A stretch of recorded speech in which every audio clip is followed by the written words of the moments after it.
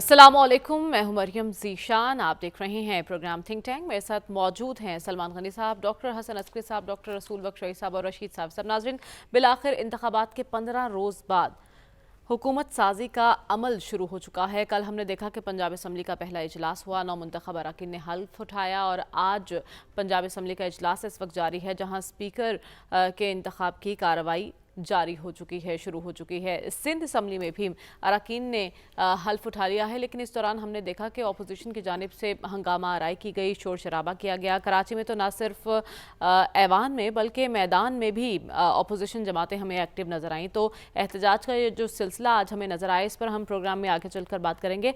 अभी जो सवाल है वो इस्तेहकाम का सवाल है, और जब भी मैंने इसका जवाब तलाश करने की कोशिश की अपने प्रोग्राम में, तो हमारे पैनल की राय यही थी कि इंतखाबात करवाए जाएँ, इंतखाबात के बाद ही इस्तेहकाम की राह हमवार होगी। तो सलमान गनी साहब, अब तो इंतखाबात हो चुके हैं और हुकूमत साजी का अमल भी शुरू हो चुका है, फिर भी इस्तेहकाम एक बड़ा चैलेंज क्यों नज़र आ रहा है? ख़ास तौर पर अगर हम शहबाज हुकूमत की बात करें, जो एक इत्तेहादी हुकूमत कहलाएगी, उनके लिए बड़ा चैलेंज क्या है? देखें मरियम, ये तो हमारे पैनल ने कभी नहीं कहा था कि इलेक्शन के अमल के दौरान भी कि हुकूमत साजी के अमल के बाद पाकिस्तान के अंदर इस्तेहकाम आ जाएगा, इसलिए कि हमारे ज़मीनी हक़ाइक़ बड़े मुख्तलिफ हैं। और ये बात तो सब कहते नज़र आ रहे हैं कि पाकिस्तान का सबसे बड़ा चैलेंज जो है वो मुआशी चैलेंज है, लेकिन उस मुआशी चैलेंज से निपटने के लिए हुकूमत क्या कर पाएगी?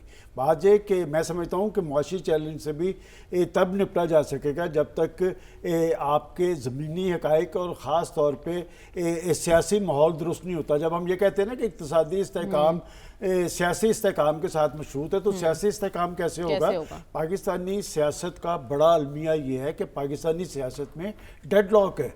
ये डेडलॉक आज से तारी नहीं हुआ, ये कई सालों से जारी है, और इसने किसी को फ़ायदा ज़रूर पहुंचाया होगा, लेकिन इसका नुकसान पाकिस्तान को हुआ है, पाकिस्तान की मईशत को हुआ है और पाकिस्तान के अवाम को हुआ है। अब शहबाज शरीफ साहब जब प्राइम मिनिस्टर बनने जा रहे हैं, तो मैं समझता हूँ कि शहबाज शरीफ साहब ने तो माजी की पार्लियामेंट में, आपको याद होगा कि उस वक्त के प्राइम मिनिस्टर को मुखातब करते हुए कहा था, उन्होंने कहा था कि सारे हमारे इख्तिलाफात अपनी जगह पे, लेकिन हमें कम अज़ कम चार्टर ऑफ इकोनॉमी करना चाहिए। अब चार्टर ऑफ इकोनॉमी जी, इसके लिए भी डायलॉग की ज़रूरत है, और जिनसे आप डायलॉग इस वक्त ज़रूरत है वो तो जेल के अंदर बैठे हैं, और वो जेल के अंदर से बैठ के भी यही कह रहे हैं कि जी फ़लाँ फ़लाँ फ़लाँ से बात नहीं हो सकती। मैं समझता हूँ कि ये सियासी तर्ज़ अमल नहीं है। दुनिया के जमहूरी माशरों में आप देखें, कभी ऐसा डेडलॉक कभी तारी नहीं हुआ कि लोग आपस में मिलते हैं। इस पाकिस्तान के अंदर मैं आपसे ये माजी की हुकूमत छोड़ के उससे पहले मैं आपको बंदे बता सकता हूँ कि हर अपोजिशन लीडर और गवर्नमेंट के दरमियान या दो बंदे होते थे जो आपस में मामला तय करते थे। शहबाज शरीफ साहब क्या पाकिस्तान के अंदर सियासी इस्तेहकाम तारी कर पाएंगे? मैं समझता हूँ उन्हें इनिशिएटिव ज़रूर लेना चाहिए, जैसे उन्होंने लाहौर में प्रेस कॉन्फ्रेंस करते हुए कहा कि जी इस्तेहकाक अक्सरियती पार्टी का कि वो हुकूमत बनाए। ये बड़ी अच्छी उन्होंने बात की थी, वो तो आगे से उन्होंने जवाब दिया। अगर वो आकर बातचीत के दरवाजे खोलते हैं, दावत देते हैं बातचीत की, आगे से कोई पॉजिटिव जवाब नहीं आता, फिर क्या करेंगे? आपने अपना तर्ज, अगर वो पाकिस्तान के अंदर रियासती इदारों से अफाम तफहीम की बात करते रहे हमेशा, देखें उनकी पार्टी का मौक़िफ़ क्या रहा है, उन्होंने कभी डेडलॉक तारी नहीं किया। वो यही कहते थे कि पाकिस्तान के रियासती इदारों से एक अफाम तफहीम का अमल चलना चाहिए। ये जिम्मेदारी बुनियादी तौर पर हुकूमत की है और शहबाज शरीफ साहब की है कि वो इनिशिएटिव ज़रूर लें। कि बात है कि हमें मुल्क के खातर, पाकिस्तान की मईशत की खातर हमें डायलॉग करना चाहिए, और कौमी डायलॉग के बगैर पाकिस्तान की मईशत ना तो बहाल हो सकेगी ना आगे चल पाएगी। ठीक है, आपने कहा कि इस वक्त मुआशी चैलेंज सबसे बड़ा है, लेकिन उसके लिए ज़रूरी है कि सियासी इस्तेहकाम भी हो। डॉक्टर साहब, डायलॉग के बगैर सियासी इस्तेहकाम मुमकिन होता नज़र आ रहा है आपको? हमारे यहाँ कोशिश तो यही हो रही है। हमारे यहाँ सियासत को समझा जाता है कि कंप्यूटर का स्विच बोर्ड है, और स्विच बोर्ड पे जो बंदा बैठा है वो एक बटन दबाएगा, इससे सियासी इस्तेहकाम हो जाएगा, दूसरा बटन दबाएगा इक्तिसादी इस्तेहकाम हो जाएगा, तीसरा बटन दबाएगा तो सब मसले हल हो जाएंगे। अगर जो सियासत जो है और जो मुल्की मसाइल हैं वो एक मैकेनिकल प्रोसेस नहीं होता, बल्कि वहाँ आप इंसानों से डील कर रहे होते हैं और इंसानों के मसाइल से डील कर रहे होते हैं, और इसलिए ये ज़रूरी होता है कि जब आप ये कहते हैं कि पॉलिटिकल स्टेबिलिटी होगी तो इसका मतलब क्या है? क्या आप चाहते हैं पॉलिटिकल स्टेबिलिटी के नाम पे? आप यही चाहते हैं ना आपकी मर्ज़ी के लोग सामने आएँ, बाकियों की छुट्टी हो जाए, ये है स्टेबिलिटी? آپ کی مرضی کی اکنامک پیٹرن آ جائے, باقی کی چھٹی ہو جائے. اس طرح تو ڈرائی اینڈ کٹ طریقے سے تو نہ سیاست چلتی ہے, نہ سیاسی استحکام آتا ہے. جب تک پولیٹیکل پروسیس ایک نیچرل فلو میں نہیں چلے گا, جب پولیٹیکل فورسز کو پولیٹیکل فورسز آگے نہیں بڑھائیں گی, جب پولیٹیکل فورسز کو راستہ ڈھونڈنے کی کوشش نہیں کریں گی, میرا نہیں خیال کہ آرٹیفیشل سپورٹ سسٹم سے آپ کوئی سیاسی نظام چلا سکتے ہیں. یہی ہوگا جو آج آپ نے کراچی میں دیکھا ہے. کراچی کے اندر جو بھی دیکھا ہے آپ نے آج, وہ کہیں اور بھی ہو سکتا ہے. اس پر ہم بات اور کریں گے اس طریقے سے ہم جو ہے اپنے لیے مشکلات پیدا کر رہے ہیں. اور موجودہ دور میں ایک اور چیز ذہن میں رکھیں کہ اس وقت پاپولیشن, آپ کی جو کمپوزیشن ہے پاپولیشن کی, اس میں سے ماڈرن ٹیکنالوجی کی وجہ سے ان کی انفارمیشن ان جنریشن سے زیادہ ہے جو جنریشن آج سے پہلے کی تھی. یعنی آج سے 15-20 سال پہلے کی جو جنریشن ہے اس کی نسبت جو ینگ جنریشن ہے اس کی انفارمیشن زیادہ ہے. لہٰذا جب آپ کی انفارمیشن زیادہ ہو تو آپ کی ڈیمانڈز بھی زیادہ ہوتی ہیں, کیونکہ آپ کی اویئرنیس کی وجہ سے آپ کہتے ہیں مجھے یہ بھی ملنا چاہیے, یہ بھی ملنا چاہیے. جس کو پتہ ہی نہیں ہے کیا ملنا چاہیے وہ ڈیمانڈ کیا کرے گا. لہٰذا آج کے زمانے میں اگر آپ چاہتے ہیں کہ پاکستان میں اسٹیبلٹی آئے تو پالیٹکس کو ایک نیچرل فلو میں چلنے دیں, پولیٹیکل فورسز کی آپس میں گفتگو کو انکریج کیا جائے, اور جو اقتصادیات ہے اس کا سب سے پہلے تو یہ ریویو کیا جائے کہ ریسورسز کیا ہیں آپ کے پاس, چیلنجز کیا ہیں. اقتصادیات تو بعد میں آ جاتا نا, پہلے تو بڑا چیلنج ہے کہ مل کر بیٹھا جائے اور استحکام لانے کی کوشش کی جائے. ڈاکٹر رسول بخش رئیس صاحب, مل کر تو تب بھی تمام فریقین ٹیبل پر بیٹھیں گے جب دونوں جانب برف پگھلے, لیکن دوسری طرف ہمیں صاف انکار نظر آتا ہے جب بھی دعوت دی جاتی ہے مذاکرات کی. ایسے میں استحکام کیسے ممکن ہوگا؟ بالکل ممکن نہیں ہوگا. اس کی وجہ یہ ہے کہ یہ تصادم, تناؤ اور کشیدگی تحریک انصاف اور پیپلز پارٹی اور مسلم لیگ نون میں پچھلے 20 سال سے چلی آ رہی ہے. اور ان کی طرف سے یہ تھا کہ ہم ان جو وہ القابات سے ان کو نوازتے رہے ہیں کہ ان سے ہم بات چیت نہیں کر سکتے, اور یہ ہے کہ ہم اقتدار میں آ کے ان کا احتساب کریں گے. تو جب وہ اقتدار میں بھی آئے تو انہوں نے احتساب کوئی زیادہ تو نہیں کیا. ان کے خلاف مقدمات جو تھے انہوں نے اپنے دور میں ایک دوسرے کے خلاف بنائے تھے, یا پرویز مشرف صاحب کے زمانے میں ان کے خلاف بنائے تھے, لیکن وہ کشیدگی وہ ختم نہیں کر سکے. میں سمجھتا ہوں کہ ذمہ داری جب حکومت بن جاتی ہے اور جو سیاسی جماعت یا کوئی سیاسی قائد حکومت بناتا ہے, ذمہ داری اس کی ہوتی ہے کہ ان کو کہ حزب اختلاف کو اپنے ساتھ ملا کے کیسے چلا جا سکتا ہے. کہ یہ صدارتی نظام نہیں ہے, یہ پارلیمانی نظام ہے. اور خصوصی طور پر اس وقت جب کہ کسی کی کوئی واضح طور پر اکثریت نہ ہو اور مانگے تانگے سے آپ نے اتحاد بنایا ہوا ہو, وہ عمران خان صاحب نے نہ کیا, اور وہ تناؤ بڑھتا گیا اور آخر وہ عدم اعتماد کی تحریک تک منتج جا کے ہوا. اس وقت ضرورت اس بات کی ہے کہ یہ ذمہ داری شہباز شریف صاحب جو وزیر اعظم پاکستان دوسری طرف بننے جا رہے ہیں, اور اپنے ہی ایک ہی خاندان کے یہ دوسرے وزیر اعظم ہیں, کہ ان کو اگر اتنا عزت اور احترام اور وقار ملا ہے تو وہ پاکستان اور پاکستان کی سیاست کے لیے بھی کچھ کریں, کہ مفاہمت کریں تحریک انصاف سے.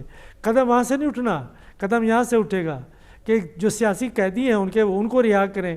یہ جو سینکڑوں کی تعداد میں مقدمات ہیں ان کو آپ ختم کریں.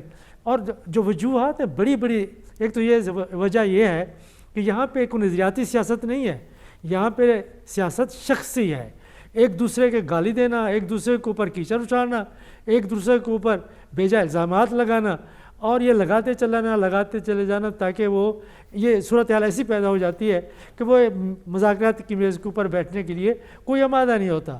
دوسری جو بڑی وجہ ہے میں سمجھتا ہوں کہ الیکشن کمیشن آف پاکستان نے اپنی نالائکی اور نااہلی کی وجہ سے انتخابات کو, جو تاریخی انتخابات ہیں, ان کو متنازع بنا دیا ہے.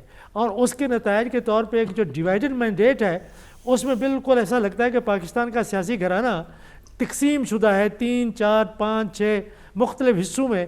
تو ایسے کیسے استحکام آئے گا؟ اور ایک اور بات میں کرنا چاہتا ہوں کہ جب تک کہ آپ کوئی گورننس کو بہتر کر کے, اداروں کے استعداد بہتر کر کے, اس میں سب سے بڑا ادارہ انصاف کا ہے, عدالت کا ہے, दूसरा बड़ा नौकरशाही का है, तीसरा पुलिस और रेवेन्यू।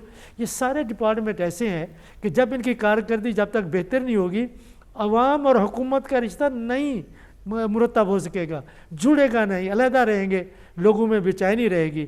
और फिर एक बात कि तरक्की अगर नहीं होगी, खुशहाली नहीं आएगी, रोज़गार नहीं मिलेगा, और जो नया तबका है जो ज़्यादा बाशूर है, जिसकी बात हसन साहब कर रहे थे, वो उनके जो है एक होता है कि मुतालबात बढ़ते जाएं बढ़ते जाएं बढ़ते जाएं, तो रियासत की इस्तेदाद अगर उन मुतालबात के मुताबिक नहीं है तो रियासत और हुकूमत का पलड़ा कमज़ोर हो जाता है और वो उन मुतालबात से नबरज़ा नहीं हो सकती और बहरान पैदा हो जाता है। ठीक है, लेकिन आपने जो गुफ्तगू की है उसमें आपने कहा कि शहबाज शरीफ साहब को इनिशिएटिव लेना चाहिए जब हुकूमत बन जाएगी, लेकिन साहब आपको लगता है कि हुकूमत अपोजिशन से मुज़ाकरात का ऑप्शन इस्तेमाल करेगी और ऐसा इनिशिएटिव लेंगे शहबाज शरीफ साहब? उसूलन तो करना चाहिए, लेकिन इसमें इस वक्त जो हमारे निज़ाम में जो हलचल है वो सिर्फ सियासी जमातों के बीच में तनाज़ात की वजह से नहीं है, इसमें एक फ़रीक और भी है। जब तक उस फ़रीक को ऑन बोर्ड आप नहीं लेंगे, अगर सियासतदान चाहेंगे भी, तो तब भी आपका निज़ाम सही नहीं हो सकता। दूसरा, शहबाज शरीफ साहब के बारे में आपको याद दिलवाया सलमान गनी साहब ने, वो तो रोज़ अव्वल से हाथ बढ़ाए हुए हैं और अब भी मुझे यकीन है कि वो अगर हुकूमत में आएंगे तो कम से कम उनकी तरफ से पहल की जाएगी। लेकिन जवाब का भी हम अभी से आपको बता देते हैं कि फ़रीक़ दोम से उनको क्या जवाब मौसूल होने वाला है, क्योंकि अभी जो पार्लियामान वजूद में आ रहा है उससे पहले ही ये मुतनाज़ा हो चुका है। और जिस तरह डॉक्टर रसूल बख्श रईस साहब फरमा रहे थे कि इलेक्शन कमीशन ने अपना किरदार सही तौर पर अदा नहीं किया है, इसलिए आज पूरे मुल्क में एहतजाज भी हो रहा है और इंतखाबी निज़ाम पे उंगलियां उठ रही है और दिन ब दिन उसमें इजाफा होता जा रहा है। तो ये जो हम जिस दौर से गुज़र रहे हैं, आपका जो आपने शुरू में जो एक नुक्ता उठाया था, हम ये कभी भी नहीं कह सकते कि ये जो मौजूदा हमारा पार्लिमानी या जमहूरी निज़ाम है ये हमारे तमाम मसाइल का हल है, लेकिन एक बात ज़रूर है कि हमारे मसाइल के हल की तरफ ये एक रास्ता ज़रूर है। इस पे अगर हम चलेंगे, जैसे तैसे आगे बढ़ेंगे, तो हो सकता है कि हम अपने मसाइल को हल करने में कामयाब हो जाएंगे। लेकिन इस वक्त हमारी सोसाइटी में मकालमे की मौत वाक़या हो चुकी है, एक दूसरे की बात हम सुनना गवारा नहीं करते। मेरी मुंह से जो बात निकलती है वही मैं सच समझता हूँ, वही मैं उसको मुनासिब और दुरुस्त जानता हूँ। मेरे मुखालिफ जो बात कहता है, चाहे वो दलील पे मबनी क्यों ना हो, मैं उसको झूठा करार देता हूँ, मैं उसकी बात सुनता नहीं हूँ।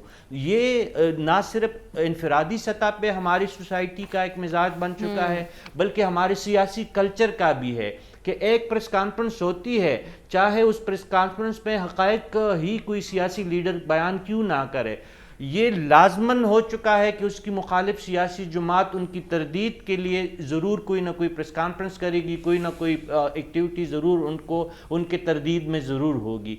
जब तक हम इस बात पे हमें यकीन ना हो कि हम दलील और सबूत के साथ अपनी बात कहने के काबिल नहीं होंगे, अपनी बात समझाने की काबिल नहीं होंगे, तो हम इस्तेहकाम की सूरत में नहीं बढ़ सकते। चाहे हमारे यहाँ अभी तो ये बिल्कुल निज़ाम ही लूला लंगड़ा है, चाहे हमें एक कामिल और पार्लिमानी निज़ाम भी खुदा की तरफ से कहीं पे अता हो जाए, तब भी हमारे मसले और हमारी सोसाइटी में बेचैनी रहेगी, अदम इस्तेहकाम रहेगा।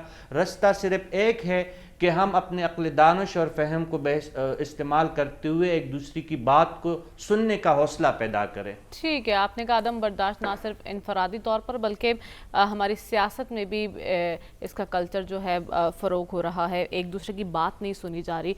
ज़रूरी है कि आप डायलॉग की जानिब जाएँ, तभी इस्तेहकाम नसीब हो सकता है। दूसरी जानिब हमें बात करनी है, पंजाब असम्बली में इस वक्त स्पीकर के इंतखाब की कार्रवाई जारी है। सलमान साहब, मलिक अहमद ख़ान नून लीग की तरफ से नामज़द किए गए हैं और अभी इंतखाब हो रहा है, रिज़ल्ट सामने आ जाएंगे। मलिक अहमद ख़ान तरजीह क्यों है नून लीग की?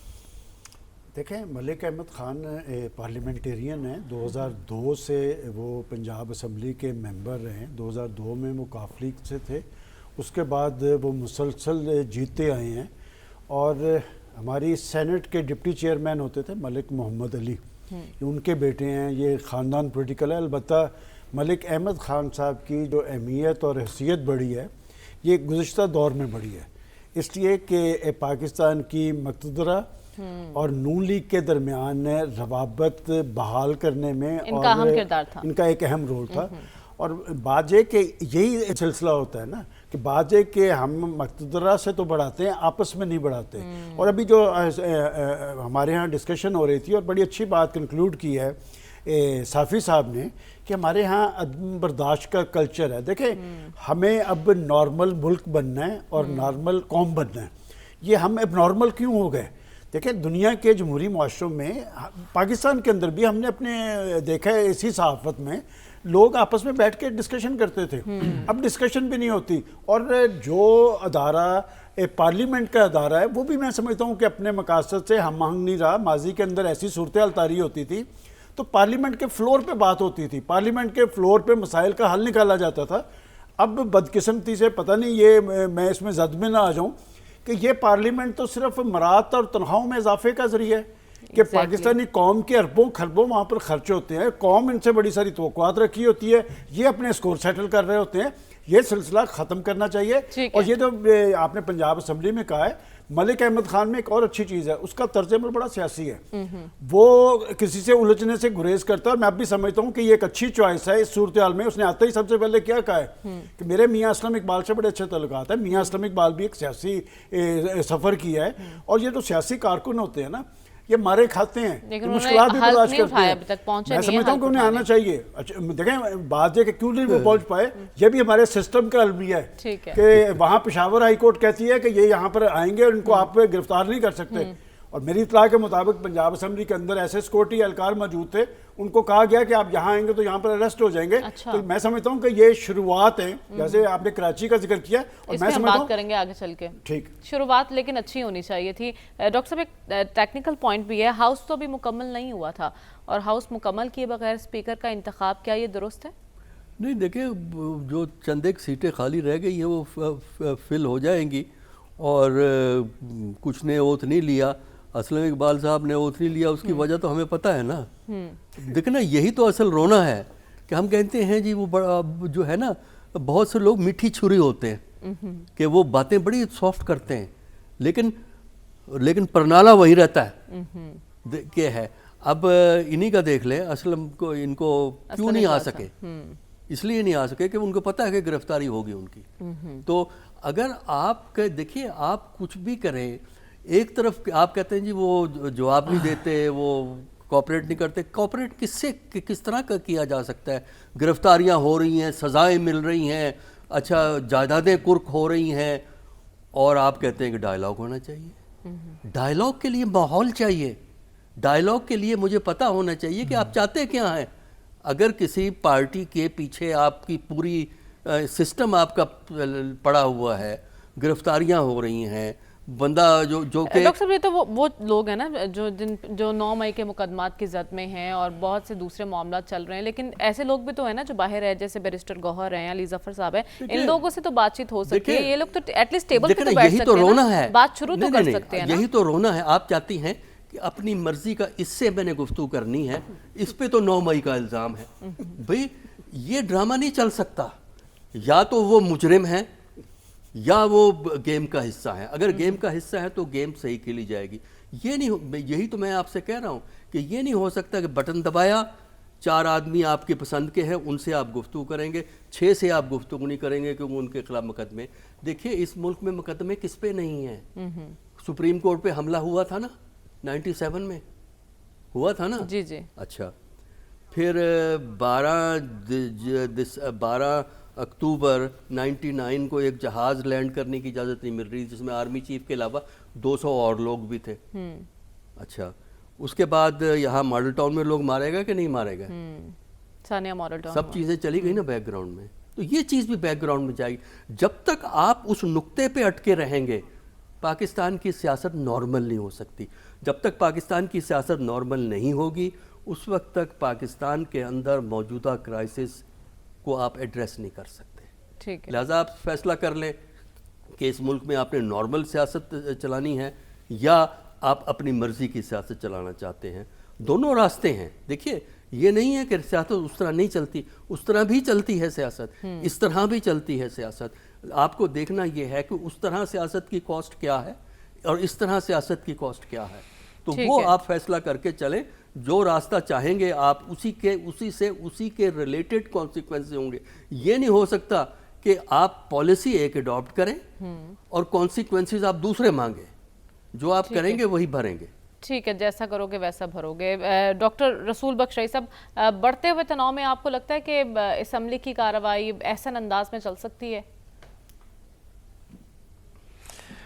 مشکل لگتا ہے، اس لیے کہ کوئی ایسے حالات پہلے پیدا ہوئے نہیں جو اس وقت پاکستان میں ہیں انتخابی نتائج کے بعد، کہ ملک کی سب سے بڑی سیاسی جماعت وہ اقتدار سے باہر ہے، وہ کسی وجہ سے وہ حکومت نہیں بنا سکی، اس کے ساتھ اتحادی نہیں ہے. لیکن ہم نے دیکھا ہے تاریخ میں، پارلیمانی تاریخ میں، کہ ہمیشہ جس کی عددی اکثریت ہوتی ہے، واضح یا حتمی اکثریت نہیں، وہ اتحادیوں کے ساتھ ملا کے حکومت بنا سکتی ہے. تو دعوت تو دی گئی تھی نا ہندوستان میں بھی ڈاکٹر صاحب، ہوتا رہا دعوت دی ہے. گئی تھی پیپلز پارٹی کی جانب سے.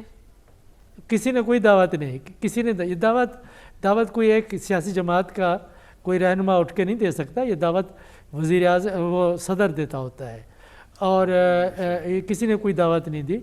اگر دعوت دے بھی صحیح تو اس کا کوئی فائدہ نہیں، اس لیے کہ اتحادی ان کے ساتھ تھے نہیں اور وہ اتحادی بنا نہیں سکے. یہ بھی ان کی ایک سیاسی کمزوری ہے، اور وہ یہ سمجھ رہے ہیں کہ ان کا جو مینڈیٹ ہے وہ چوری ہو گیا ہے، اس کو وہ بازیاب کریں گے. وہ ہوتے ہیں یا نہیں، لیکن اس کے جس طریقے سے وہ نتائج کو رد کر رہے ہیں، اور احتجاج نہ صرف جے یو آئی نے کیا ہے، جی ڈی اے بھی کر چکی ہے، بلوچستان میں بھی ہوا ہے، اور تحریک انصاف نے بھی کیا ہے. اگر یہ احتجاج اس طریقے سے جاری رہے، کسی نے اگر دل سے نتائج کو تسلیم نہ کیا، تو پھر جو حکومت جو بھی بنے گی، اور یہ حکومت پاکستان میں پہلی دفعہ اقلیتی حکومت بن رہی ہے جس کا سہارا پاکستان پیپلز پارٹی ہے، اور جب چاہے وہ ان کو وہاں سے اقتدار سے ہٹا سکتی ہے، کہہ کہ ہم آپ کے ساتھ نہیں ہیں، اور جو ہم ان کے ساتھ ہیں جو آپ کے خلاف ووٹ آف نو کانفیڈنس کی تحریک لائیں گے. تو یہ دیکھیں، مفاہمت ہونی چاہیے. مفاہمت میں چار دھڑے ہیں. ایک جو مفاہمت ہے وہ پیپلز پارٹی اور پی ایم ایل این کی ہے. اگر ان دو میں بھی مفاہمت ہو جائے تو تیسرے فریق کے ساتھ ہو سکتی ہے. دوسرا جو ہے مفاہمت، میں سمجھتا ہوں کہ جو ہماری اسٹیبلشمنٹ ہے اس کے ساتھ بھی سیاسی جماعتوں کو مفاہمت کرنی پڑے گی. کہ میں نہیں سمجھتا کہ یہ پاکستان کی جمہوریت کے لیے یہ بات درست ہوگی کہ کسی سیاسی ادارے کا غیر عینی کردار تسلیم کر لیا جائے، کسی صورت میں نہیں. لیکن اگر آپ نے صحیح معنوں میں اقتدار کی منتقلی سویلین کو کرنی ہے تو سویلین کو پرفارم کرنا ہوگا اور ان کے ساتھ بات چیت کرنی ہوگی. بات چیت کے ساتھ یہ ہے کہ آپ کی کارکردگی ایسی ہو کہ سب لوگ ہیں کہ ہاں ہمیں ایسی حکومت چاہیے جو بااختیار ہونی چاہیے. یہ جب تک کہ یہ نہیں ہوگا، یہ نہیں ہوگا. تیسری جو مفاہمت ہے، میں سمجھتا ہوں کہ وہ سیاسی جماعتیں، خصوصی طور پہ جو مذہبی جماعتیں ہیں، ان کے پاس اسٹریٹ پاور ہے لیکن ووٹ بینک محدود ہے. ان سے بھی بات کرنی پڑے گی، اس کے بغیر بھی آپ نہیں آگے چل سکتے. اس کے بعد لسانی جماعتیں ہیں، وہ بھی بے چینی کا شکار ہے. وہ ان کے پاس ایک بیانیہ ہے، ایک تاریخ ہے، تاریخی شناخت ہے، لیکن یہ ہے کہ ان کے پاس ووٹ بینک محدود ہوتا جا رہا ہے. ان سے یہ نہیں ہے کہ آپ مکمل طور پہ ان کو رد کر دیں، ان سے بھی بات چیت ہونی چاہیے. نہیں، آپ کہہ رہے سب کو ساتھ لے کر چلنا ہوگا، لیکن یہ تو ایک دیوانے کا خواب لگ رہا ہے مجھے، جو پاکستان میں تو کم از کم پورا ہوتا مجھے دکھائی نہیں دے رہا. صاحب صاحب، پنجاب اسمبلی کی کارروائی کی ہم بات کر رہے ہیں، ہاؤس مکمل نہیں ہوا، تو آپ اس کارروائی کو کس طرح سے دیکھ رہے ہیں؟ دیکھیں، آئینی اور قانونی طور پر تو چیزیں جائز ہے، کیونکہ عددی برتری کا ایک کوشچن رکھا جاتا ہے ہاؤس کے سامنے، اور جو اسپیکر اور ڈپٹی اسپیکر کا جو انتخاب ہے تو اس پہ ہمیں واضح طور پر نظر آ رہا ہے کہ مسلم لیگ نون اور ان کے اتحادیوں کا پلڑا بھاری ہے. اگر سنی اتحاد کے مطالبے کے مطابق ان کے تمام ریزرو سیٹس پہ ان کو مل جائے اور میاں اسلم اقبال صاحب کی جو اسپیکر جو اس وقت ہے جو سابق اسپیکر ہو جائیں گے سبطین خان صاحب، وہ خود ان کو حیرت ہے کہ میاں اسلم اقبال صاحب کیوں کر نہیں پہنچ رہے. وہ کسٹوڈین آف دا ہاؤس ہے، ان کو تو اصولاً پوچھنا چاہیے تھا جو وہاں پہ لا اینڈ آرڈر کی موجود اہلکار تھے اور باقی جو ادارے تھے ان سے ان کو باقاعدہ یہ سوال ان کو کرنا چاہیے تھا. اور دوسرا اگر کوئی کہیں پہ ان کی گرفتاری واقعہ ہوئی ہے تو ان کے پروڈکشن آرڈر بھی جاری ہو سکتے. اور سلمان غنی صاحب نے آپ کو یہ بھی بتایا کہ پشاور ہائی کورٹ کے میاں اسلم اقبال کے حوالے سے واضح احکامات ہے، بلکہ آئی جی خیبر پختونخوا اختر حیات گنڈاپور کو خصوصی طور پہ بلا کے تاکید کی گئی تھی کہ ان کی بحفاظت پنجاب اسمبلی میں پہنچانا کام جو ہے وہ خیبر پختونخوا پولیس کی ہے، لیکن اس کے باوجود وہ غائب ہے، منظرنامے سے غائب ہے. جب تک ان کا موقف سامنے نہیں آئے گا ہم کچھ حتمی طور پر نہیں کہہ سکتے. لیکن مریم، اس پورے واقعات نے مختلف واقعات جو ہوئے اسمبلی میں، اس نے شکوک و شبہات پیدا کیے ہیں اور ایک دفعہ پھر ہمیں الیکشن کمیشن کے کردار پہ حیرت کا اظہار کرنا پڑ رہا ہے کہ ایک جو ادھورا پارلیمان ہے اس کو کمپلیٹ کرنے میں وہ پرتیا دکھا رہا ہے. آپ دیکھیں 9 مارچ کو صدر پاکستان کے انتخاب کے لیے بھی اعلان کیا جا چکا ہے اور اس کا شیڈول بھی شاید آج شام کو جاری ہو جائے گا. دوسری طرف آپ سنی اتحاد کے جو وہ ریزرو سیٹس ہے اس کا فیصلہ نہیں کر پا رہے. ایک الیکشنز کو ابھی آپ نے نہیں نمٹایا ہے، مکمل ریزلٹس آپ نے نہیں دیے ہیں اور صدارتی انتخابات کروانے کو آپ کو بہت جلدی ہے. آپ نے تاریخ بھی دے دی ہے، اس کے لیے انتظامات بھی کر رہے ہیں. یہ تمام چیزیں جو اداروں کی طرف سے ہو رہے ہیں، جو الیکشن کروانے کے ذمہ دار ادارے ہیں، جو نگران ہیں، یہ ان کے دامن پہ لگے داغوں کو مزید واضح کر رہا ہے اور ان کی نیت میں جو کوٹ ایک فریق اس وقت اس کی نشاندہی کر رہے ہیں. ہم جیسے غیر جانبدار لوگ بھی کہنے پہ مجبور ہے کہ الیکشن کمیشن کی نیت میں کوٹ ہے. ٹھیک ہے، لیکن یہ داغ دھوئے گا کون، یہ ایک بڑا سوال ہے. ہمیں پروگرام میں آگے بڑھنا ہے اور بات کرنی ہے. کراچی میں آج جو منظر نظر آیا احتجاجی سیاست کا، JUIF اور دیگر جماعتوں نے جو احتجاج کیا ہے، کیا یہ آنے والے دنوں کی منظر کشی کر رہا ہے؟ اس پر بات کریں گے اس بریک کے بعد. اسٹے ود اس.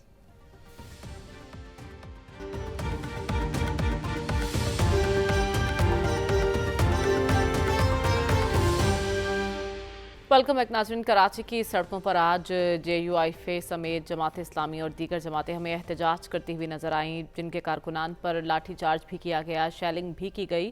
یہ سب ہوا کیا؟ سلمان صاحب، ہم نے دیکھا کہ مولانا کی بات کریں تو کل کے حلیف آج حریف بن بیٹھے ہیں. کیوں نہیں مولانا حکومتی کشتی میں سوار ہوئے؟ دیکھیں مریم، 2 باتیں ہیں. ایک تو ہے احتجاجی اور مزاحمتی سیاست. یہ ایک وقت تک تو کارگر ہوتی ہے. اگر آپ سراپا احتجاج بنے رہے نا تو پھر الٹا اس کا نقصان بھی ہوتا ہے. جہاں تک آپ نے کراچی کی بات کی ہے، دیکھیں کراچی کے اندر یہ بات ہمیں یہاں بیٹھ کے اس طرح محسوس نہیں ہو رہی جس طرح اس کی شدت کراچی میں محسوس ہو رہی ہے.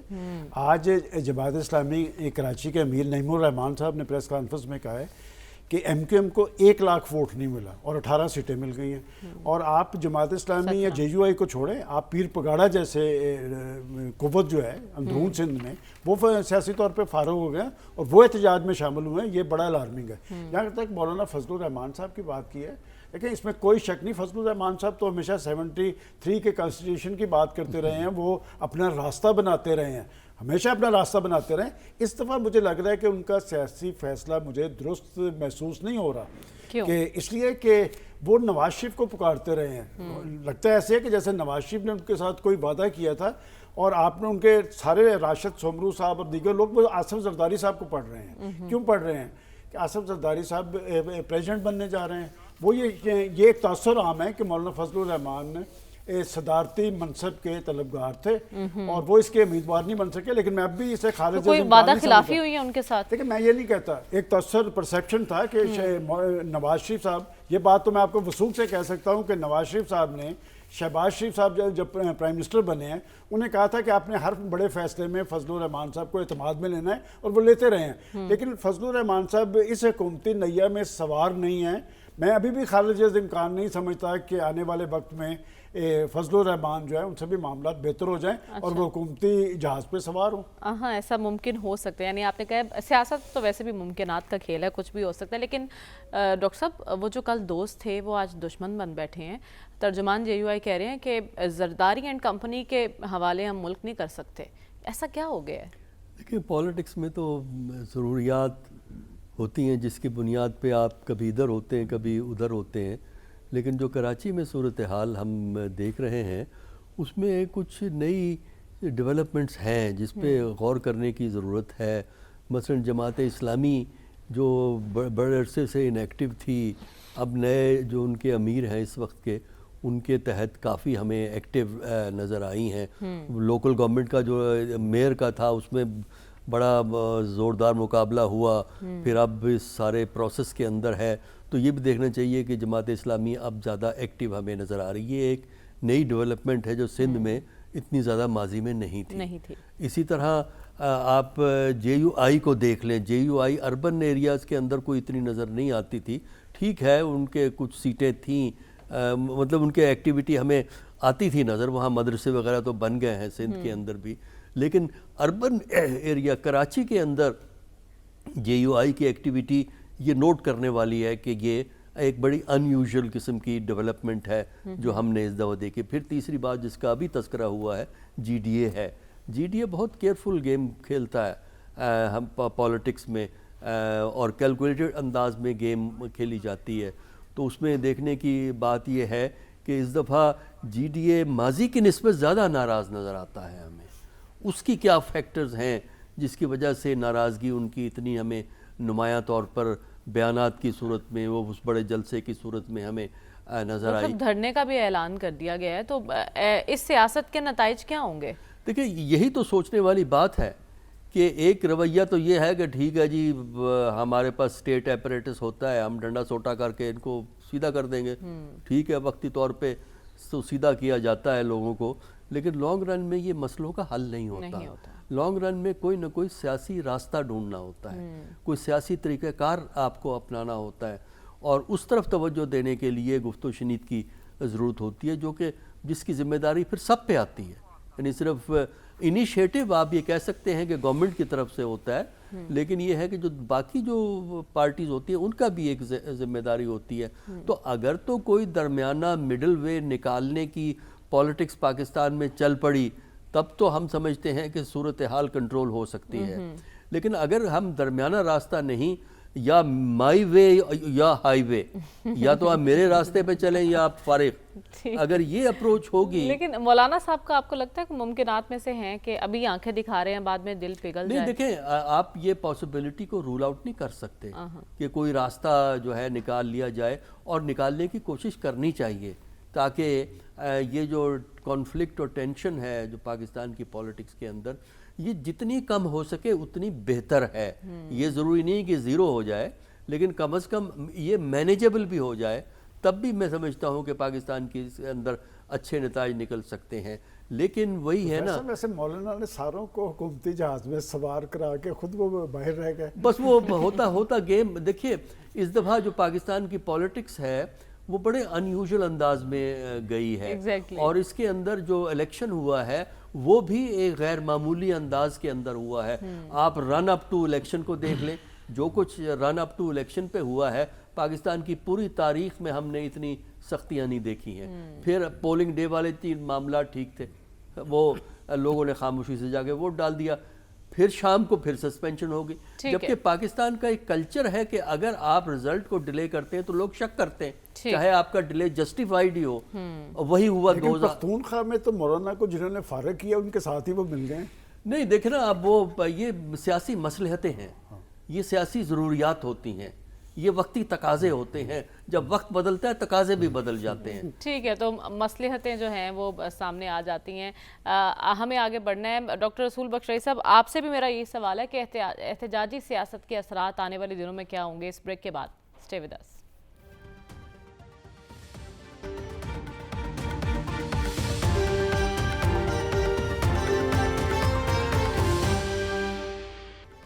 वेलकम बैक नाज़रीन। डॉक्टर रसूल बख्श रईस साहब, ब्रेक पर जाने से पहले सवाल आपके लिए छोड़ कर गई थी। कराची की सड़कों पे आज हमें जो मंजर नज़र आए, इससे एहतजाजी सियासत के असरात आपको क्या नज़र आ रहे हैं आने वाले दिनों में? मुझे काफ़ी ख़तरनाक माहौल बनता हुआ नज़र आ रहा है कि दो इंतखाबात हमारी तारीख़ में पहले हुए, उनके नताइज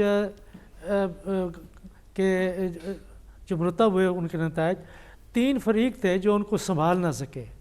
1977 के इंतखाबात, तब वो एक मुल्क के मकबूल तरीन रहनुमा थे, बहुत बड़ी पार्टी थी जुल्फ़िकार अली भुट्टो साहब। उसके बाद जो नताइज निकले उसमें भी 3 फरीक थे और वो ना संभाल सके। इससे पहले 1970 के इंतखाबात के बाद जो सूरत हाल पैदा हुई वो भी हम ना संभाल सके। अब या तो इंतखाबात कराने नहीं चाहिए थे, इंतखाबात अगर कराए हैं तो शफाफ होते, और वो उस रात की रात को जो वाक़यात हुए उसके नतीजे में और उसके बाद में जो हम देखते चले आ रहे हैं, वो ऐसा मालूम होता है कि ना इलेक्शन कमीशन ऑफ पाकिस्तान ना दीगर इदारे उसको संभाल सके हैं। तो इस तरह से जो माहौल बन रहा है, तो वो मेरे जहन में वो 77 और 70 आता है कि 3 फरीक थे, अब भी 3 फरीक है। क्या वो समझ रहे हैं कि इसके अब बदले हुए पाकिस्तान में क्या नताइज निकल सकते हैं? तो बड़े खौफनाक सी सूरत हाल पैदा हो सकती है। ठीक है, आप कह रहे हैं इससे सूरत हाल खौफनाक हो सकती है, लेकिन साफ़ी साहब हम मौलाना का जिक्र भी कर रहे थे ब्रेक से पहले। मौलाना साहब के जो असल तहफ़्फ़ुज़ात थे वो तो केपी में थे, लेकिन एहतजाज वो कराची में कर रहे हैं, क्या प्रॉब्लम है? देखिए, एक तो इस हवाले से पीपल्स पार्टी का मौक़िफ़ सामने आया है, और जो आपका सवाल है एग्जैक्टली ये सवाल पीपल्स पार्टी ने भी उठाया है कि असल सफ़ाया तो मौलाना का केपी से हुआ है, ख़ुसूसन जनूबी अजला डेरा इस्माइल ख़ान, टांक, लकी मरवत, बनू वग़ैरह से।